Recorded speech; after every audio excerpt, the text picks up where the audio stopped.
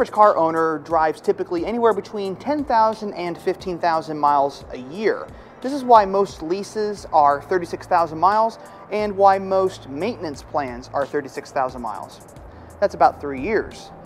However, I'm not the average driver. And at 32,000 miles, this is really more of a 2-year review in 1 year.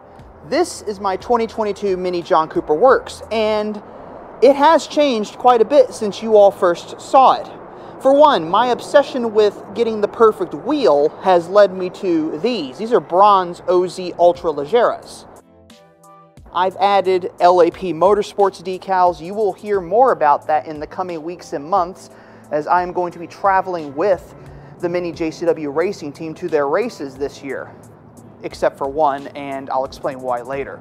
There are some more graphics planned for the vehicle in time for the Mini JCW races. I'm going to be adding a banner to the windshield and a few other little decals here and there. A thought had occurred to me to possibly wrap the vehicle in graphics that would be reminiscent of a TCA car for the racing team, and I may do that, but not sure yet, as I kind of don't want to get rid of the ghosted number 74s on the car, and I would probably have to do that if I went with a racing livery. Problem with shooting videos down in the West Bottoms in Kansas City is you get a bunch of obnoxious motorcycle drivers and a bunch of people that just want to mess with your footage. So bear with me. You might also notice that the stance of the vehicle has changed a little bit since I bought it.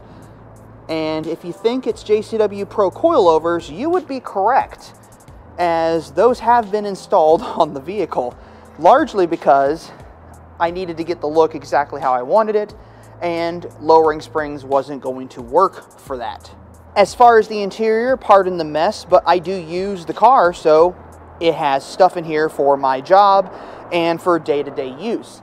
I have a phone holder from ProClip that works incredibly well, that I put my phone on all the time, clips right up to the side of the vent, and then wraps around the outside of the LED trim ring. You'll also notice that I have the Pro exhaust valve mounted under here. A connection of mine on the internet makes these, and I bought quite a few of them actually to use for this car. I did a video on installing one of these. I actually broke the first one, so he sent me this one, and it works very well. The trigger is right there, and it is removable if I need to, but I really like how it's located, and it makes it really easy to press the button when I need to activate the exhaust. Now, since the last time I did a review on this car, I've also done quite a few other little things, mostly tweaks with the beamer code system.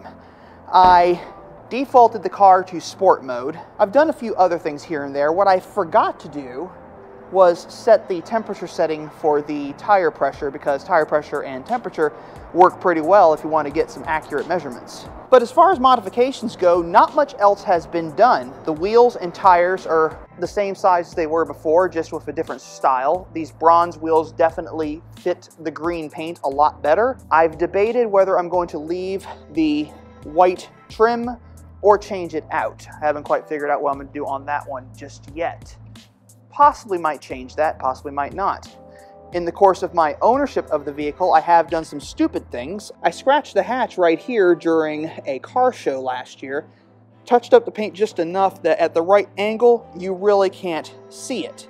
So while I'm disappointed I did that, I'm not unhappy with the results. I mean, you can't expect a Mini to be perfect all the time. For that matter, you can't expect a car to be perfect forever. Now, under the bonnet, nothing has changed either. I have not done any other tuning under here.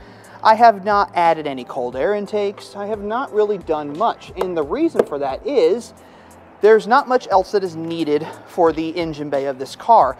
The engines right out of the box are as good as you could get, and there's no real reason to modify them any further. Now, for those of you who've always wondered why I have a sunroof and I have it vinyled over, there's a reason for that. I love this JCW, but I didn't want a sunroof, but the special edition came with a sunroof, so I got one.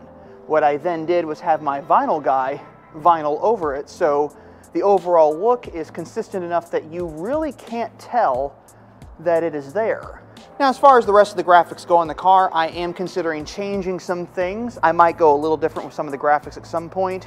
You'll have to just wait and see what I come up with. But they're going to be pretty cool, and it'll fit the aesthetic of the car. And in case you are wondering with the Cooper side scuttles, the red piece at the top is wrapped in white vinyl. And if you're curious about the headlight rings, if they were actually wrapped from the factory, no, they were painted white. And the reason I know this is because I chipped one just enough that you can see the black underneath. And as I've stated on videos in the past, these are actually white door handles. They are white plastic. They are not wrapped, there's no covers, they are genuinely from the factory white plastic. So are there any things that I'm disappointed about with my 2022 JCW? Truthfully, no. I'm not actually disappointed. In fact, I was really surprised when I found out that the way they redesigned the dynamic damper control, it was now a frequency selective, meaning everything was inside of the struts. So I didn't have to worry about wiring or delete kit when the coilovers were installed. It was really quite easy to do. They just unbolted them and bolted in the new ones. Now you might be asking yourself what happened with the springs that used to be in the car. Well, I sold them to a friend of mine, and you're going to get to meet him at some point soon as we're heading out to Sonoma, California to work with the JCW racing team, and I'm taking my car with me. So 4,000 miles round trip in a Mini JCW. Could be fun. One other little detail that I was surprised about. I forgot that another thing I have to deal with down here is train horns, and this is a common occurrence in the West Bottoms in Kansas City. So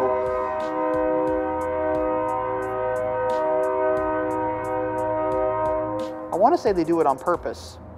So another thing I was sort of disappointed about, but it wasn't a deal breaker for me. The car did not come with adjustable lumbar support. And the reason I know this is because there's no knobs here to do it.